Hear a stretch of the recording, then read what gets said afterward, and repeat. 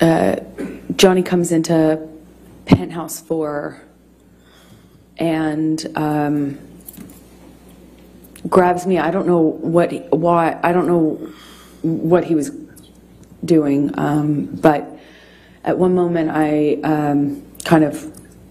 I'm aware that my sister's somewhere nearby, and I thought about that. I just remember thinking about that, and he, I remember getting kind of free from Johnny, and he left, or he walked out of the room. When you say free from Johnny, what, if any, connection did you have? The physical connection before that? Well, I mean, I'm, trying to stand up for myself, and Johnny would, at that stage in our relationship, he would just throw me, shove me, hit me in the face. I mean, it was just like, all I could do is just try to fight back, or try to not get more hurt than not doing anything would have certainly left me. I don't really recall specifics. I remember at one point he had his uncasted hand in my hair, and I was looking at the carpet. I don't know what happened immediately after that, but I remember he left. He was out of the room for a while.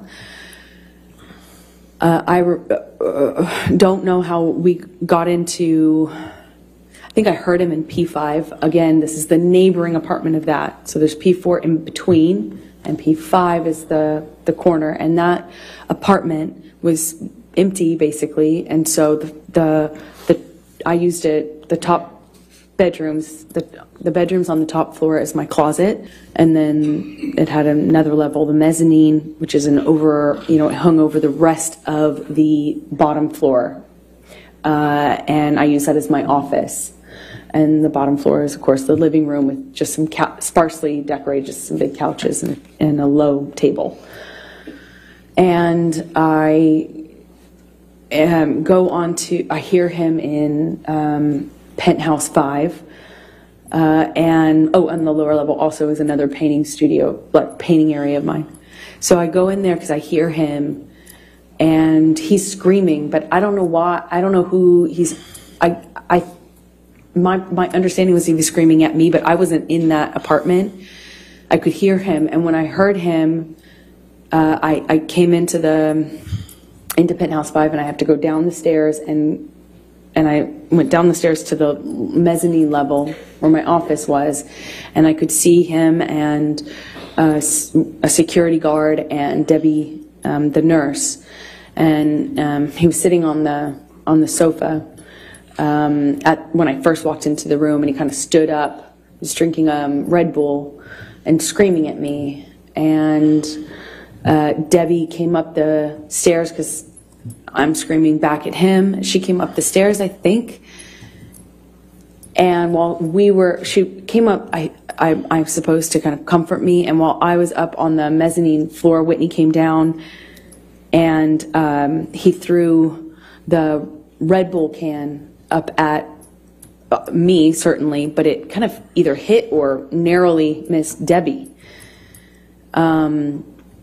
And I said I called him a pussy. He bolted up the steps, and I don't know how he managed to get his hands in my hair so fast, but he had his hand on the back of my head, my hair, and kind of was yanking me down, and hit me in the face with this cast he had. I just remember this brief struggle we had before we kind of break away. Whitney, my sister, all of a sudden put herself in between Johnny and I. She just threw herself like in the line of fire or whatever. She just all of a sudden was there and was trying to get Johnny to stop. Her back was to the staircase, and Johnny swings at her, And I just see my little sister with her back her back to the staircase, and Johnny swings at her, and I don't even wait for any other, I don't hesitate, I don't wait, I just in my head instantly think of Kate Moss and the stairs, and I swung at him. In all of my relationship to date with Johnny, I hadn't landed a blow. And I, for the first time, hit him. Like, actually hit him. Square in the face. He didn't push my sister down the stairs. And all my time of being in that relationship to that point, hadn't even landed one on Johnny. Sure, I had tried to fight back, threw my arms, flailed my arms, hit whenever I could to try to block blows myself, but never landed anything. And Johnny kind of looked stunned and then laughed at me, and then lunged at me again, and before I know it, security stepped in between us and pulled Johnny away. And I went upstairs with my sister, and we locked the door, and I could just hear all this commotion happening in Penthouse 5. I could hear him raging, destroying my things. I could hear it. Tell the jury what you saw the next day. All these all my clothing racks were toppled over, shoe racks toppled over, thrown down the stairs. Desk, everything on my desk wiped off. Just it looked like everything that he could touch, he tried to turn over, destroy, smash, you know. Amber, I'm going to fast forward to December 15, 2015. Were you and Mr. Depp together at that time? Yes, we were. Did you have a fight that night? December 15th, yes, we did, but I don't recall what started the argument. I remember him chasing me in the kitchen. I remember throwing something in his direction to slow down his momentum. Grabbed me by the back of my hair, my head, and slammed his hand on my head. And I went down on the stairs, and he overtook me. I remember him so well. I remember his boots and the sound they made.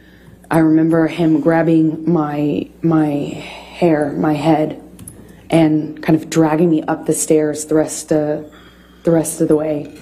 He dragged me into the room that those stairs open into. It's like a salon foyer area.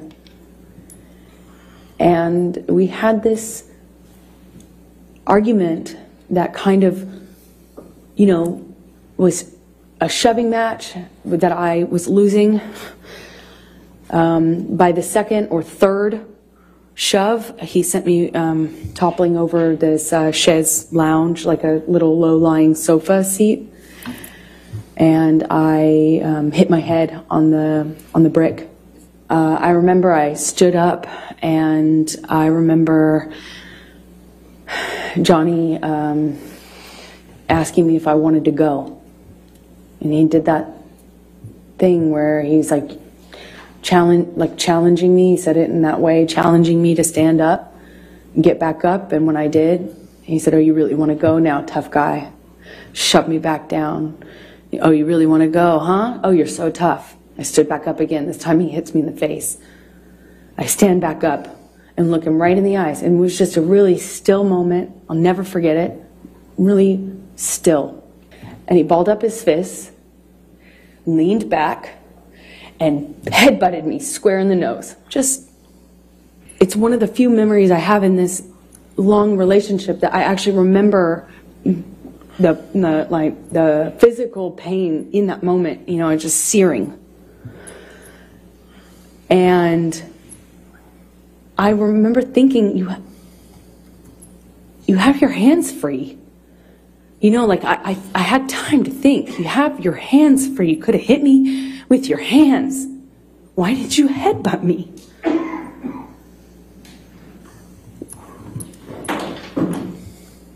I told him that night I was going to leave him.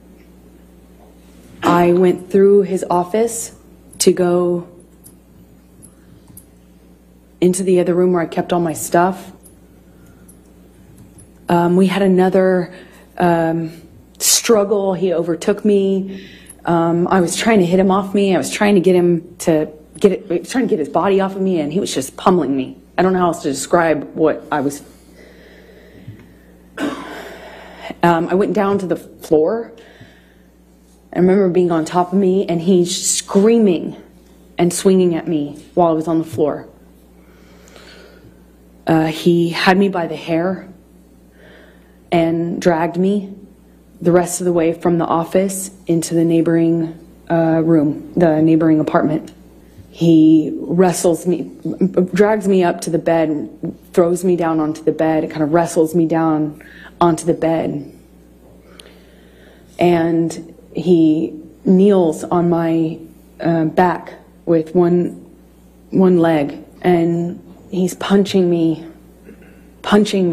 with a closed fist, punching me repeatedly. And I don't remember even feeling the pain. I just remember the sound of Johnny's voice. He got next to my ear and he was screaming over and over and over again. Each time it sounded louder and more desperate. I fucking hate you. I fucking hate you. I fucking hate you. Over and over. Fucking hate you.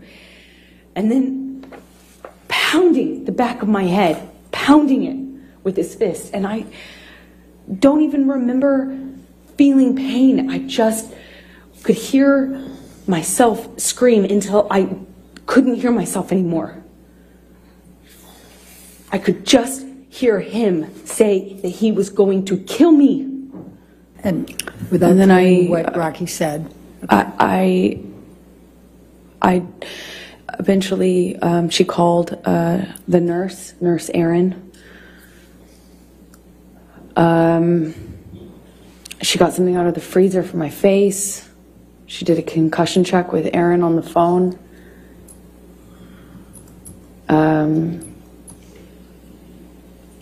I thought I probably had a concussion, and certainly thought I had a broken nose. There was blood everywhere, blood all over those pillows. My head was bleeding from the ripped out hair, chunks of hair on the floor all over the place, actually. It was just all over the apartment.